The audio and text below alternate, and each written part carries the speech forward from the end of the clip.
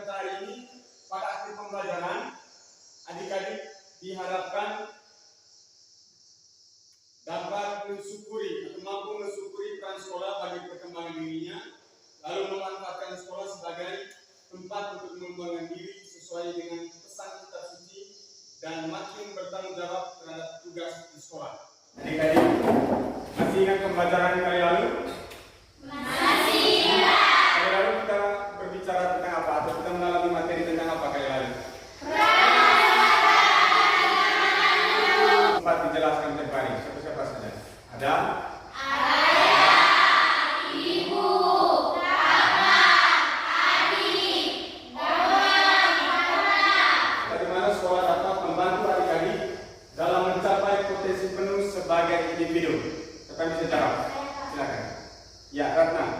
Sekolah menyediakan sarana seperti buku-buku bacaan, meja, kursi. Yang kedua, sekolah menyediakan tenaga guru yang profesional. Sekolah juga menyediakan media pembelajaran kemampuan siswa. Yang ketiga, menyediakan media pembelajaran yang sesuai dengan kebutuhan siswa. Yang keempat, mengadakan kegiatan ekstra kurikuler dalam mengembangkan bakat siswa. Oke, baik. Tepuk salut untuk Ratna. Silakan. Salut. Mari. Salut, salut. Salut, salut. Salut. Baik. Baik, pertanyaan yang kedua. Apa tujuan belajar menurut adik-adik semua? Tujuan belajar. Oke. Ya, Bang Rezi. Tujuannya adalah 1. Untuk memperoleh pengetahuan, 2. Untuk melatih berbagai kecerdasan, 3. Untuk menyiapkan masa depan, 4. Untuk memiliki karakter yang baik, 5. Untuk melatih keterampilan diri. Keterampilan diri. Baik. Tepuk salut untuk Marin. Ada beberapa penegasan. Beberapa bulan yang lalu, kalian juga meninggalkan sekolah kalian dan berpindah ke SMP 7. SMP 7. Tentu ada 1-2 kenangan yang masih melekat. Ya, tentu dari sini ada beberapa pertanyaan. Dan diminta untuk menuliskan jawabannya itu dalam selembar kertas. Jawabannya. Kita mulai dari Singli. Salut, salut. Salut, salut. Salut. Semua pelajaran yang telah diberikan oleh Bapak dan Ibu maupun orang lain. Mata pelajaran apa saja yang berguna?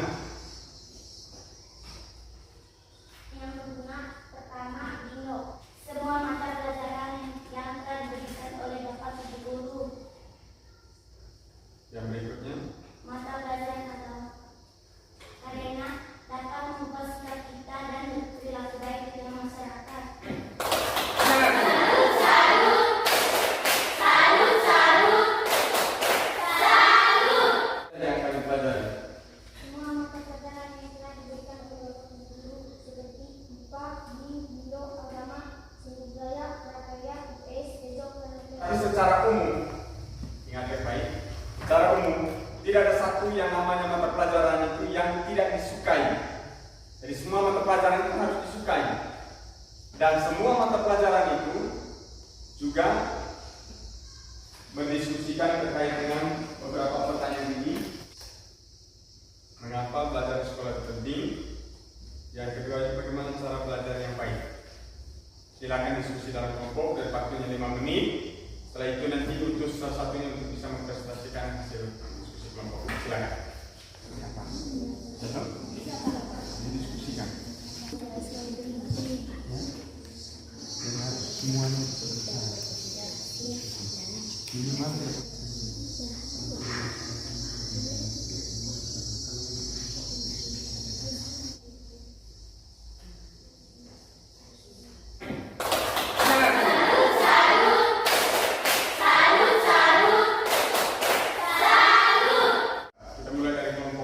Mengapa belajar itu sekolah itu sangat penting? Silakan berdiri.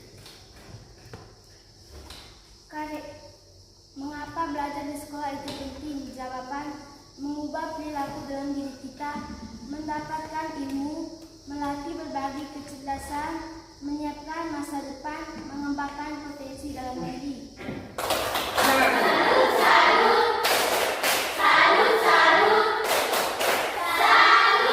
Nomor 1. Mengapa pelajaran di sekolah itu penting? Jawab: karena dapat mengembangkan pengetahuan, dapat membawa perilaku yang baik ke tengah masyarakat, dan dapat melatih berbagai macam kecerdasan dan mendapatkan ilmu.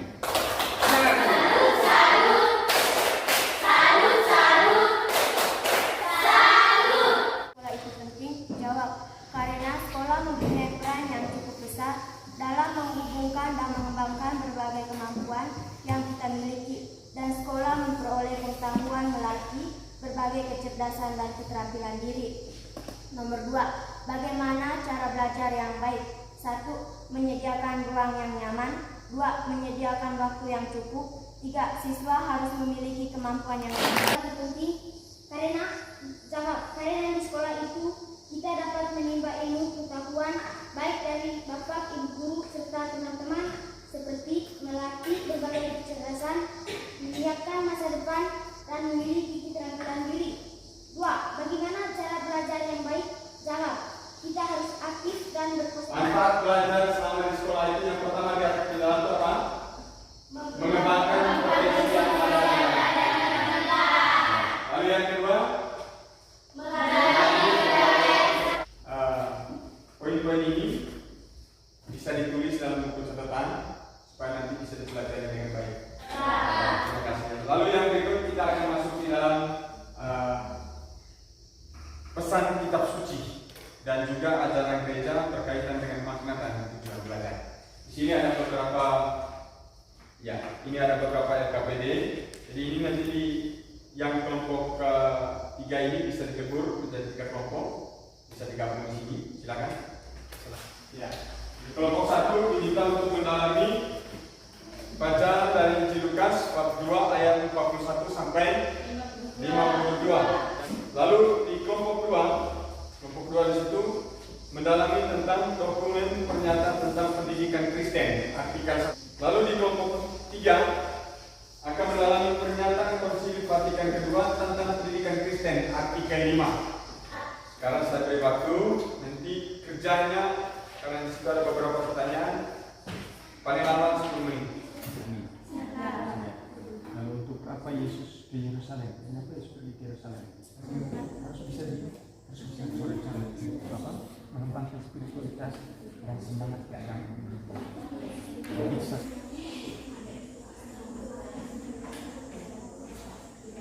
Baik, kita siap sayang?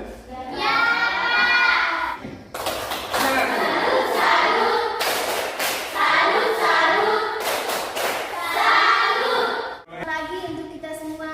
Selamat pagi. Terima kasih atas waktu dan kesempatan yang diberikan kepada saya. Perkenalkan, nama saya Yosefa Nonang, biasa dipanggil Ella.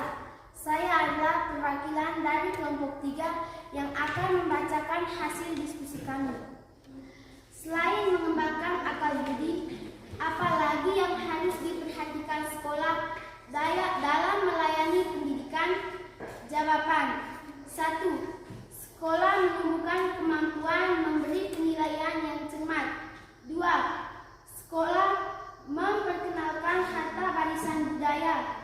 3. Sekolah menyiapkan siswa untuk mengelola kejujuran tertentu. 4. Sekolah memupuk rukun persahabatan dan mengembangkan sikap saling memahami dan menyayangi. 2. Apa yang dilakukan sekolah untuk mengembangkan spiritualitas dan semangat keagamaan muridnya? Jawab: sekolah mengajak muridnya mengikuti kegiatan SKAMI. 2. Sekolah mengajak muridnya menjadikan siswa-siswi sebagai lektor dan lektris. 3. Sekolah mengajak muridnya menjadi misioner. 4. Sekolah mengajak muridnya Saya menganggap jawaban dari kelompok 3. Ada yang mau tambah? Oke,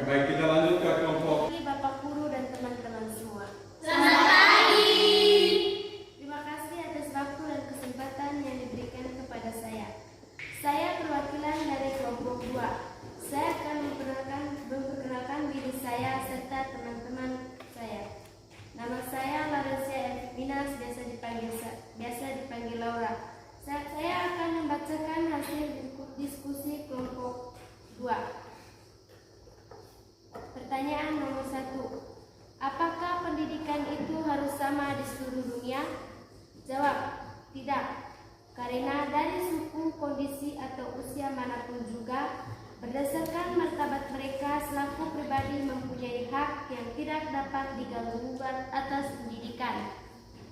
Nomor 2.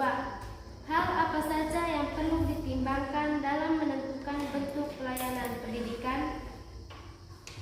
Jawab. Semangatnya untuk belajar tidak dihalangi oleh kemiskinan yang ada di dalam keluarganya. Pertanyaan nomor 3. Apa tujuan pendidikan sesungguhnya? Jawab. Saya perwakilan dari kelompok 1 untuk membacakan hasil diskusi kami. Pertanyaan nomor 1. Berapa usia Yesus pada saat itu? Jawab, 12 tahun. Nomor 2. Untuk apa Yesus pergi ke Yerusalem? Jawab, untuk merayakan hari Paskah. Nomor 3. Mengapa Yesus tidak pulang bersama kedua orang tuanya? Jawab, karena orang tuanya menyangka bahwa Yesus ada di tengah-tengah orang seperjalanan mereka. Nomor 4. Apa yang dilakukan Yesus? Jawab, Yesus duduk di tengah-tengah alim ulama sambil mendengarkan mereka dan mengajukan pertanyaan-pertanyaan kepada mereka. Nomor 5. Apa hasilnya? Yesus ditemukan dalam bait Allah sesudah 3 hari dicari oleh kedua orang tuanya. Terima kasih. Itulah hasil diskusi kami tersebut. Ya, semua pesan yang disampaikan melalui ajaran-ajaran gereja tadi ataupun melalui bacaan Injil Lukas tadi dalam kelompok 1, ya mestinya harus bisa dicermati dengan tentu. Di bagian penutup ini saya mengajak kita semua untuk bisa bersama-sama melihat dan juga merefleksi dan juga meresapkan kembali apa yang sudah kita pelajari, mengingat kembali mulai dari awal tadi sampai dengan akhirnya kita bisa coba sama-sama. Jadi tugas itu akan dikerjakan di rumah, yaitu menuliskan salah satu rumusan doa khusus untuk Bapak dan Ibu guru kita di SD. Ya, untuk yang di SD, karena mereka pernah mengajar kita, pernah memberikan banyak pengetahuan untuk kita. Jadi itu ditulis, nanti dikumpulkan minggu depan. Baik, adik-adik, untuk menutup kegiatan pelajaran kita hari ini, masih ingat lagu Himne Guru?